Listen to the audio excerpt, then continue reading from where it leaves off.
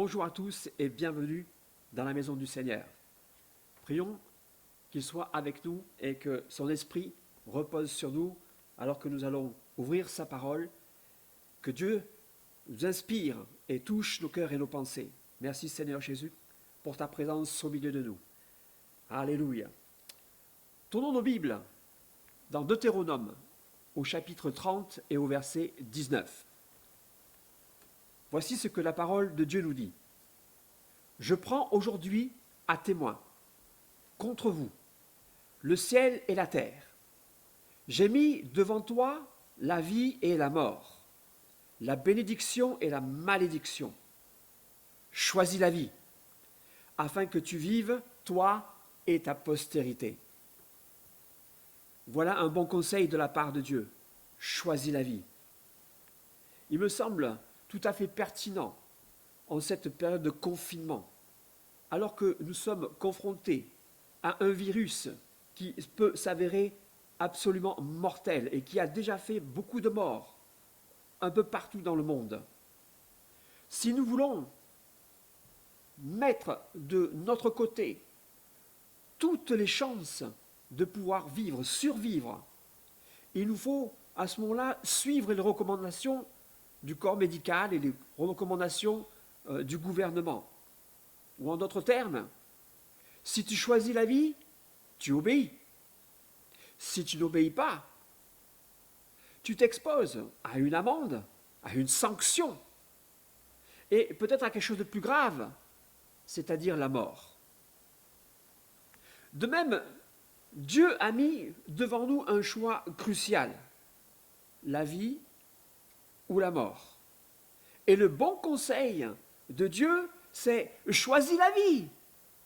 On ne peut pas être contre un tel conseil. Il nous faut donc écouter ce que la parole de Dieu nous dit.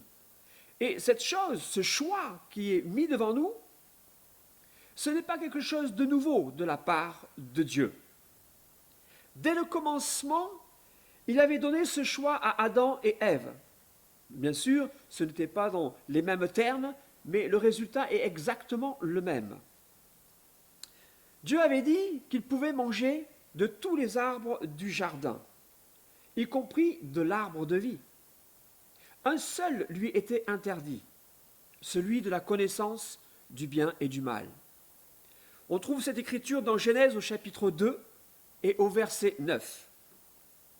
L'Éternel, Dieu, fit pousser du sol des arbres de toute espèce, agréables à voir et bons à manger. Et l'arbre de vie était au milieu du jardin, et l'arbre de la connaissance du bien et du mal. Quelque chose est extraordinaire là. Adam et Ève avaient accès à la vie éternelle. Ils pouvaient bénéficier de tout, y compris de l'arbre de la vie éternelle. Une seule chose leur était interdite, l'arbre de la connaissance du bien ou du mal.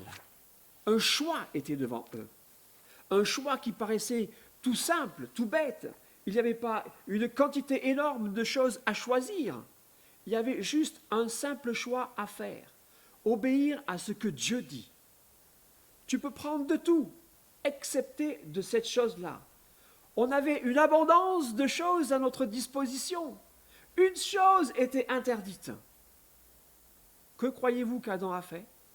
Oh, le mauvais choix. Pourtant, c'était si facile, mais on n'était pas à sa place. Mais essayons de comprendre un petit peu les choses. Encore une fois, je le répète, devant nous est un choix, la vie ou la mort. Aujourd'hui encore, ce même choix est devant nous, face à ce qui se trouve devant nous, mais face aussi à la parole de Dieu qui reste éternellement valable. Dieu avait prévenu Adam, dans Genèse au chapitre 2 et au verset 17. « Mais tu ne mangeras pas de l'arbre de la connaissance du bien et du mal, car le jour où tu en mangeras, tu mourras. » Vous voyez?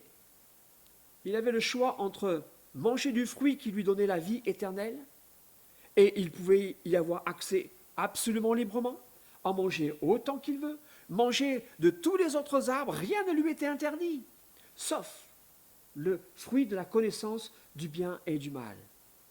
Et pourtant, c'est ce qu'il a fait. Et c'est ce qui nous a valu notre état d'aujourd'hui.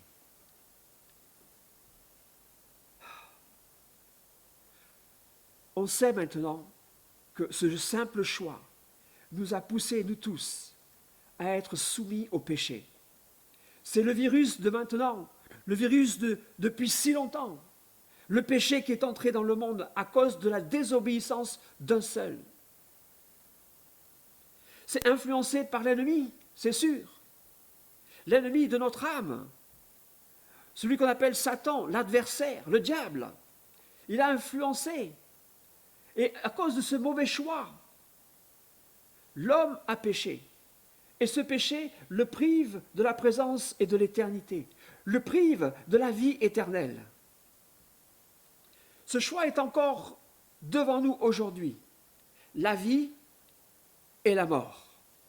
La vie avec Jésus ou la mort avec Satan. Dans Jean au chapitre 10 et au verset 10, le Seigneur Jésus nous met en garde. Le voleur ne vient que pour dérober, égorger et détruire. Moi, dit Jésus, je suis venu afin que les brebis aient la vie et qu'elles soient dans l'abondance. Jésus veut que nous ayons la vie éternelle. Jésus veut que nous ayons la vie en abondance. Jésus est Dieu incarné. C'est le même Dieu qui nous dit encore aujourd'hui, « Voici, j'ai mis devant toi un choix, la vie et la mort. » Et dans le bon conseil que Dieu nous donne, il te dit, « Choisis la vie. » Ça paraît tellement logique de se dire, mais oui, la vie est préférable à cela.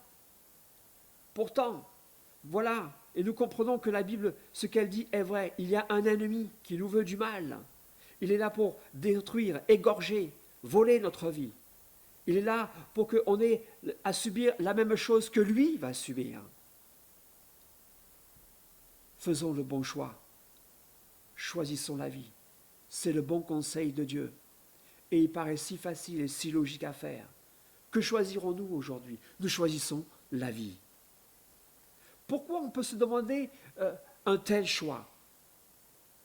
En fait, c'est exactement ce que Dieu demande. Et il ne demande pas des choses si extraordinaires de notre part. Dans la suite du verset que j'ai donné tout à l'heure, dans Deutéronome, au chapitre 30, mais cette fois-ci le verset 20, il nous est donné l'explication de ce choix. Voilà ce que la Bible dit. Deutéronome 30, 20. C'est pour aimer l'Éternel ton Dieu, pour obéir à sa voix et pour t'attacher à lui. Car de cela, écoute bien, de cela dépendent ta vie et la prolongation de tes jours. Et c'est ainsi que tu pourras demeurer dans le pays que l'Éternel a juré de donner à tes pères, Abraham, Isaac et Jacob. Ce conseil n'est pas simplement valable pour eux, il est valable aussi aujourd'hui pour nous, car la parole de Dieu demeure éternellement. Il y a un choix à faire encore aujourd'hui. Il y a encore un choix qui est devant nous, la vie ou la mort. Choisissons la vie. Mais si nous choisissons la vie, ça veut dire que nous choisissons d'obéir à la parole de Dieu. Obéir pourquoi? Eh bien, on le voit, il le dit, c'est pour aimer l'Éternel, notre Dieu. Est-ce là quelque chose de si extraordinaire? Non, la Bible nous encourage à aimer Dieu de tout notre cœur, de toute notre force, de toute notre âme. Nous devons y mettre tout. Pourquoi? Pour obéir à sa voix. Est-ce qu'on entend la voix de Dieu aujourd'hui? Est-ce qu'on entend vraiment la voix de Dieu aujourd'hui? Nous voulons entendre sa voix. Et sa voix nous pousse parce qu'il nous aime à choisir la vie plutôt que la mort.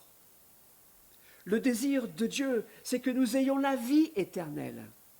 Voilà pourquoi il est venu lui-même. Voilà pourquoi il est venu offrir le prix du péché. Notre vaccin contre le péché aujourd'hui, c'est Jésus. C'est lui qui va nous sauver de ce virus qu'est le péché, qui gangrène notre vie. La vraie vie. Les gens se demandent ce que c'est que la vraie vie. La vraie vie, c'est la parole de Dieu. Bien sûr, on veut savoir ce que c'est que vivre. On est confiné et on se dit, ah, j'ai du temps, je peux m'amuser, je peux jouer, mais on tourne vite en rond. On voudrait retrouver une activité, travailler. Ce n'est pas ça la vraie vie. Ce n'est pas simplement manger. Ce n'est pas simplement boire. Ce n'est pas simplement avoir de l'amusement. Non, non. La vraie vie se trouve ailleurs. La vraie vie se trouve dans les commandements de la parole de Dieu. Nous sommes des êtres mortels. Nous n'avons plus accès de nos jours au fruit de l'éternité.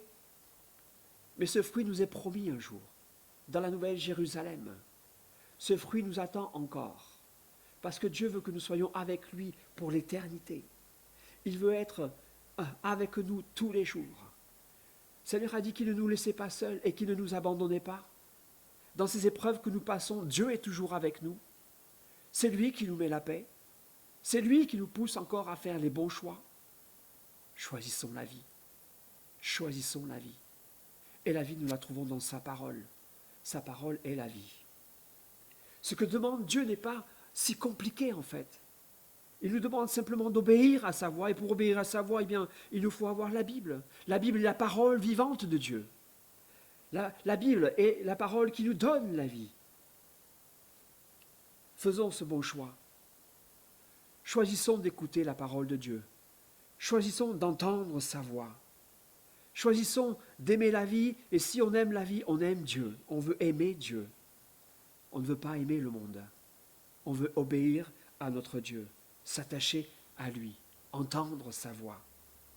Aujourd'hui, je crois que résonne plus que jamais cette mise en garde du prophète Amos, dans Amos 4, au verset 12. Je n'en cite qu'un seul extrait, où il dit « Prépare-toi à la rencontre de ton Dieu ».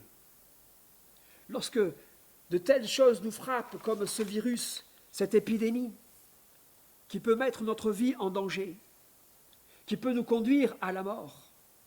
Ce sur quoi ça doit nous prédisposer, c'est de se demander, se poser la question, ai-je fait le bon choix? Est-ce que je suis prêt à rencontrer mon Dieu? Parce qu'il y a un Dieu qui existe, un seul et unique Dieu, qui nous a tant aimés, qu'il est venu lui-même pour payer le prix du sacrifice. Sommes-nous prêts à cela? Moi, je veux être prêt. Dieu ne demande pas des choses extraordinaires, simplement qu'on l'aime, de s'attacher à lui, obéir à sa parole. Dans Michée au chapitre 6 et au verset 8, Dieu nous dit, « On t'a fait connaître, ô homme, ce qui est bien et ce que l'Éternel demande de toi. C'est que tu pratiques la justice, que tu aimes la miséricorde, et que tu marches humblement avec ton Dieu. » Ça, c'est la vie. Marcher humblement avec Dieu. Pas toutes ces choses que l'on peut désirer, qui sont de la convoitise, qui sont de l'orgueil de l'être humain. Bien sûr, on aime avoir toutes ces choses, la technique, la technologie. Il n'y a pas de mal avec cela. C'est la façon dont on s'en sert. Est-ce que ça nous prend tout notre temps? On veut passer du temps avec notre Dieu, parce que lui veut passer du temps avec nous. On veut aimer notre Dieu. Pourquoi? Parce que lui nous a aimés le premier, et n'a pas hésité à donner sa vie en venant, lui-même en tant qu'homme, l'offrir, pour que nous ayons la vie éternelle. Parce que c'est de cela dont il est vraiment question. Ce n'est pas le fait d'attraper un virus. On peut mourir d'un virus. Comme on peut mourir au travail. Comme on peut simplement mourir en restant chez soi. Parce que simplement on est tout vieux. Et que notre corps est fatigué et qu'il est usé. Mais cette mort-là, ce n'est pas la véritable mort. Ce n'est pas celle que nous devons craindre. Celle que nous devons craindre, c'est l'autre mort. Celle qui sera pour l'éternité sans Dieu. C'est celle-là qu'il faut craindre. C'est pour ça qu'il faut savoir, est-ce que je suis prêt à rencontrer mon Dieu, qui lui peut me donner la vraie vie, la vie éternelle? Finalement, ce virus, il nous fait poser les bonnes questions. Cette situation dans laquelle nous sommes nous pousse à un confinement qui nous fait réfléchir sur notre propre vie. Est-ce que je vis vraiment une vie alors que je suis enfermé quelque part chez moi? Est-ce que c'est ça la vraie vie? Et quelque part, je me dis, non, ce n'est pas ça la vraie vie. Je m'ennuie vite. On n'a plus d'occupation à faire. Il faut faire des trésors d'imagination pour essayer de trouver quelque chose à faire. Et on ne vit pas, on survit quelque part. Mais la vraie vie, on la trouve quand on lit la parole de Dieu, qui met la paix dans notre cœur. La vraie vie, ce n'est pas le manger et le boire. La vraie vie, c'est le royaume de Dieu. Et le royaume de Dieu, c'est la justice, c'est la miséricorde, la paix. Bien sûr, toutes ces choses, on peut les faire et ce n'est pas interdit de trouver des occupations. Nous sommes faits pour cela. On n'est pas fait pour ne rien faire. Nous sommes faits pour œuvrer à quelque chose. Œuvrons pour le Seigneur. La vraie vie, c'est en Jésus. Jésus lui-même a dit, je suis le chemin, la vérité et la vie. Prenons ce chemin, prenons cette vérité et obtenons la vie. C'est ça le bon choix. Choisir Jésus, c'est choisir la vie. Choisir d'aimer Jésus, c'est obéir au commandement qui nous est donné. Voici, j'ai mis devant toi un choix, la vie et la mort. Choisis la vie. Choisis donc Jésus. Pourquoi Jésus? L'apôtre Pierre lui-même l'a reconnu. Dans Jean, au chapitre 6 et au verset 66, je vous en cite qu'un extrait, mais il disait, Seigneur, en parlant de Jésus, à qui irions-nous? Tu as les paroles de la vie éternelle. Allons vers cette vie éternelle. Allons vers Jésus. Acceptons Jésus dans notre cœur. Si vous voulez la vraie vie, si vous voulez la vie éternelle, faites le bon choix. Obéissez à sa voix. Obéissez à ce que demande Jésus. Le péché est le virus qui nous a éloignés de lui. Le péché est le virus qui nous conduit à la mort. Le péché est la mort qui est en nous, comme un cancer. Mais Jésus est la solution. Jésus est le vaccin contre ce cancer. Que faut-il faire alors? Que faut-il faire pour être sauvé, avoir la vie? L'Écriture, elle est absolument claire et simple sur ce sujet. Et elle ne subit aucune controverse. Il faut se repentir. Il faut être baptisé au nom du Seigneur Jésus-Christ pour le pardon de nos péchés. Parce que seul son nom sauve. Et par-dessus tout, il nous donnera son Saint-Esprit ici-bas, qui ne sont que les arts de ce qui doit venir. Jésus est celui qui peut nous donner la vie éternelle. Il nous l'offre. Et elle est gratuite. Il suffit simplement de l'accepter et d'obéir à sa voix. Aujourd'hui, tant qu'on peut dire encore aujourd'hui, si vous entendez sa voix, n'endurcissez pas votre cœur, mais faites le bon choix. Je vous encourage à faire le bon choix. Contemplez votre vie. Regardez, est-ce que vous êtes prêt à rencontrer votre Dieu? J'espère l'être de tout mon cœur. Et je veux vous encourager à regarder ce que vous avez reçu, à contempler la parole de Dieu qui est la source de la vie éternelle. Choisissez la vie. Choisissez Jésus. Que Dieu vous bénisse. Amen.